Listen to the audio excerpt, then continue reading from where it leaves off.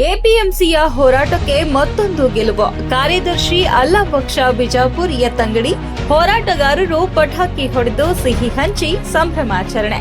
ಕಲಬುರಗಿ ಎಪಿಎಂಸಿಯಲ್ಲಿನ ರಾಜಸ್ಥಾನಿಗಳ ಅಂಗಡಿಗಳು ಸೇರಿದಂತೆ ಅನಧಿಕೃತ ಅಂಗಡಿ ತೆರವುಗೊಳಿಸಬೇಕು ಹಾಗೂ ನೋಟಿಸ್ ನೀಡಿಯೂ ಕೈಕಟ್ಟಿ ಕುಳಿತ ಎಪಿಎಂಸಿ ಭ್ರಷ್ಟ ಅಧಿಕಾರಿಗಳನ್ನ ಸಾಮೂಹಿಕ ವರ್ಗಾವಣೆಗೊಳಿಸಬೇಕೆಂದು ಆಗ್ರಹಿಸಿ ಕಲ್ಯಾಣ ಕರ್ನಾಟಕ ಪ್ರತ್ಯೇಕ ರಾಜ್ಯ ಹೋರಾಟ ಸಮಿತಿ ಅಧ್ಯಕ್ಷ ಎಂಎಸ್ ಪಾಟೀಲ್ ನರಿಬೋಳ ನೇತೃತ್ವದಲ್ಲಿ ನಡೆದಿರುವ ಅನಿರ್ದಿಷ್ಟಾವಧಿ ಧರಣಿ 35ನೇ ದಿನ ಮುಂದುವರೆದಿದ್ದು, ಕಾರ್ಯದರ್ಶಿ ಅಲ್ಲಾಬಕ್ಷ ಬಿಜಾಪುರ್ ಎತ್ತಂಗಡಿ ಮಾಡಿ ಸರ್ಕಾರ ಆದೇಶ ಹೊರಡಿಸಿದ ಪರಿಣಾಮ ಹೋರಾಟಗಾರರು ಪಟಾಕಿ ಹೊಡೆದು ಸಿಹಿ ಹಂಚಿ ಸಂಭ್ರಮಿಸಿದ್ರು.